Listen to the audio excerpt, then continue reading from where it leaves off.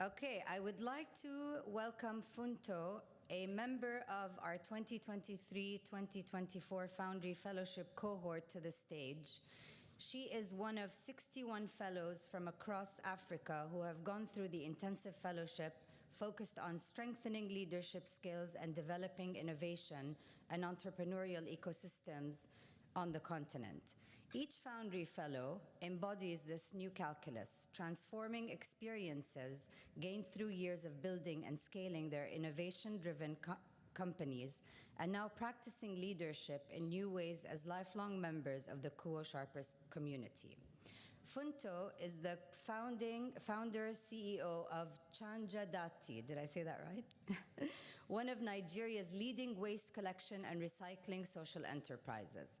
She's also the convener of the Initiative for the Advancement of Waste Management in Africa, an NGO that provides innovative solutions and advocacy for a sustainable ecosystem of solid waste management on the African continent. Join me in welcoming Funto to the stage.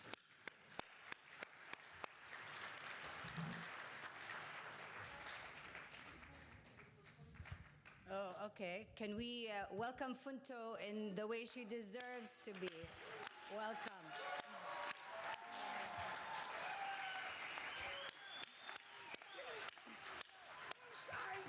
No.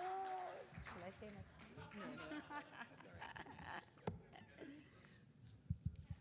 Thank you so much, Dina, and good morning, everyone. It's such a pleasure to be here. The title of my quick 7-minute talk is something called Africa Leads the Circular Revolution.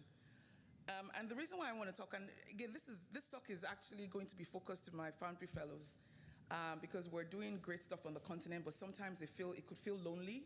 It could feel like we're not doing enough.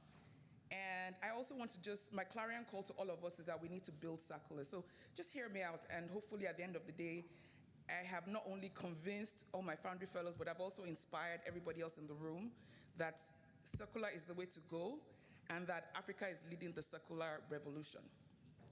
So imagine standing at the edge of a landfill outside Abuja, the sun bearing down, plastic bags drifting like translucent ghosts across the field that was once a wetland. Now imagine, right beside that landfill, a young woman, that would be me, a Foundry Fellow, an entrepreneur, who looks at the pile of waste and sees not garbage, but gold, sees not a problem, but a prototype, sees not a problem, but opportunity. That woman exists. In fact, that woman, like I said, is me, and I'm not alone. I'm one of the thousands across Africa, in Lagos, in Nairobi, in Cairo, in Johannesburg, in Kigali, in Ghana, who are quietly, brilliantly rewriting what it means to build an economy that the planet can survive. Today, I want to talk about 3 things that might seem separate, but in fact, one urgent, beautiful truth: the circular economy, the people the world overlooked, and the climate emergency that ties them all together. And I want to really do this and make this case that if you want to understand where humanity's most hopeful future is being built, look south, look to Africa. So let's be honest about where we are. The global economy today works on a brutal, simple logic. We take, we make, and we dispose. That's what happens. We extract natural resources, we manufacture products, throw them away, repeat, and start the cycle again. That is linear economy, and it is in direct collision with a planet that has limits. Just to give you some stats, 91% of plastics have never been recycled globally. 1.3 billion tons of food waste is wasted every year, while millions go hungry. The climate crisis is not just a future threat, it is a present emergency. Droughts in the Sahel, flooding in Mozambique, rising seas swallowing coastlines in West Africa. The communities feeling it first and hardest are the ones who contributed least to causing it. Africa currently produces less than 4% of the global greenhouse emissions, yet bears the disproportionate climate consequences, which is unfortunate. This is not just an environmental crisis, this is a moral one, and it is also unexpectedly an opportunity. Because countries building their economies now don't have to repeat the mistakes of industrialization, We can actually leapfrog, as Africa did with mobile money, by bypassing banks entirely. We can build circular from day one. So what is the circular economy? It is not just recycling, as a lot of people sometimes think. It is fundamentally different philosophy about how materials, energy, and value flow through society. In a circular economy, waste is a design flaw. If something cannot be reused, repaired, refurbished, remanufactured, or composted, it should never have been made in that way in the first place. The goal is to make materials and products circulating at the highest possible value indefinitely. So why does this matter for climate? Up to 45% of global greenhouse emissions, like I said, come not from burning fossil fuels for energy, but from how we make and use products and food. The circular economy attacks that 45% directly. It is arguably the most powerful climate solution we have and the least talked about. And here's the extraordinary part. Africa is not behind on this as would widely be believed. In many ways, Africa is already ahead. Informally, intuitively, out of necessity, African communities have been practicing circular principles for generations. I remember when I was a young child, I wore hand-me-downs from my older brothers, right? Nothing was thrown away. I wore clothes that they wore, right? Repair culture is rife. You can't find a phone that gets spoiled. Someone is going to fix it quickly before you throw it away. Resource sharing, localized food systems, extended producer communities. The circular economy has an African name. It's called Ubuntu. I am because we are.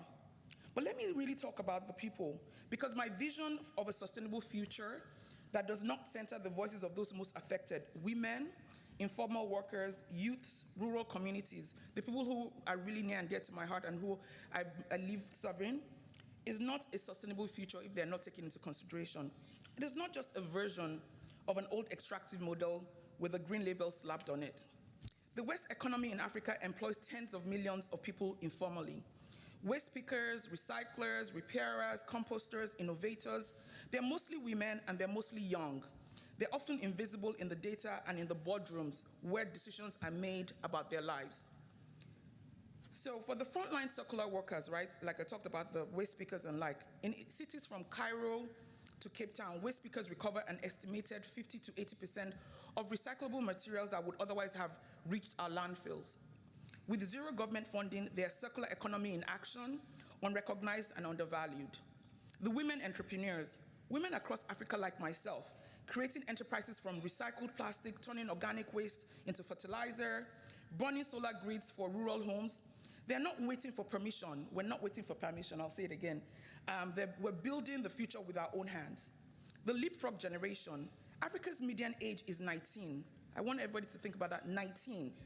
The young people are designing circular solutions today that will live, because they know that they will live with the consequences for the next 60 years if they don't do anything about it. They have every reason to get it right and remarkable ingenuity to do it. And to my Foundry fellows, again, those in the room and hopefully those who are going to watch this later, my fellows who carry the rare combination of local knowledge and global tools and the support of an awesome center like the Kuo Sharper Center, with, again, the able leadership of Dina, we understand both the problem and the community. We are already building, and our work matters, and not just for Africa, but for every human on this shared planet. The other thing I want to quickly mention is that inclusion is not charity. Inclusion is a strategy. The Ellen MacArthur Foundation estimates the circular economy could generate 6 million jobs in Africa by 2040. That's just 16 or 14 more years from now. If the transition is designed with equity at its core, that means formalizing and empowering the informal workers already doing circular work. It means funding women-led entrepreneurs, and it means listening before legislating. The other thing I want to quickly say is that, in circles like this, I'm excited to talk because Africa does not need to be saved. Africa needs to lead. We're already there, but we need to sort of remind ourselves that we need to lead. So I want to challenge the story that the world tells Africa, that it is a continent of problems waiting for external solutions. No. The aid flows in and solution flows out. No. That African people are subjects of development rather than agents of it. No. Can you all say no? Join me in saying no. Consider what is already happening. Rwanda has banned single-use plastics entirely, one of the first countries on the earth to do so, while much of Europe is still debating whether to do it or not. Kenya has the world's leading mobile money system, now being used to finance solar homes, clean cook stoves, and the like for off-grid communities. Ethiopia planted 350 million trees in one single day. Morocco runs one of the world's largest solar plants. This is the connection I want you to feel, and I hope you're all feeling it, right? The work you do, my Foundry Fellows especially, but everybody who's supporting us, everybody who's an ally, the work we're all doing on this continent, it's often unglamorous, often underfunded, especially for my Foundry Fellows, frequently unacknowledged by global media, and in some of the most important climate and system works that's happening on the earth, but we are not on the periphery of the global conversation. We are its leading edge. And I want to say that again, we're not on the periphery of this conversation, global conversation, we're on its leading edge. And the world needs to fund it, the world needs to amplify it, the world needs to follow it, not the other way around. So what does this mean for us, especially for the Foundry Fellows right now in this moment? First, I encourage everybody to start to build circular by default. Whatever sector you work in, agriculture, technology, fashion, energy, finance, ask the circular question: where do the materials come from? Where do they go? Who benefits and who is excluded? Design the loop before you design the product. For the second point, I would say formalize and honor informal knowledge.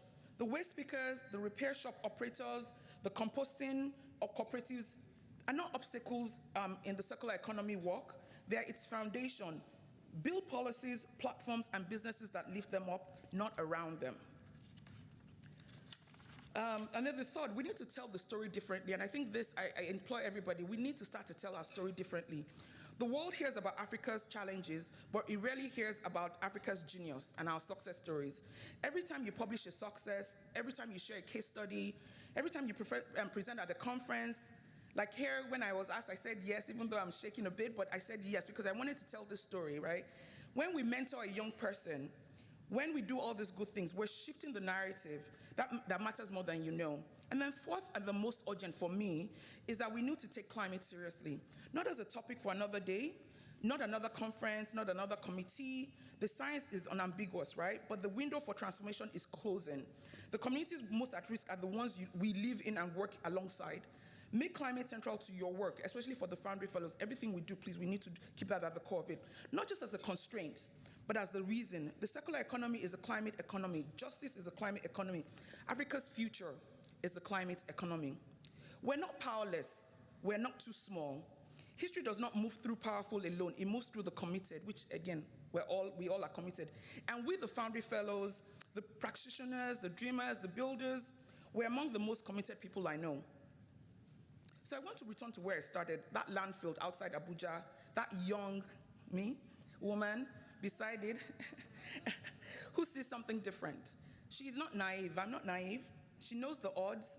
She knows the systems arrayed against her. She knows the injustice of being asked to solve problems she did not create, with resources the world has been slow to share. And still she builds. This is the most radical act of hope I can imagine. And it is not just a metaphor. It is happening right now across 54 countries in Africa, in hundreds of languages, in classrooms and cooperatives and maker spaces and market stalls. People refusing to accept the world and their children must inherit, that it must be worse than what they received. As Foundry Fellows, again, my clarion call to each and every one of us is we carry something very rare. The tools of the global, the roots of the local. We sit at the intersection of where systems change actually happens. That is not a burden, that is a privilege and a calling.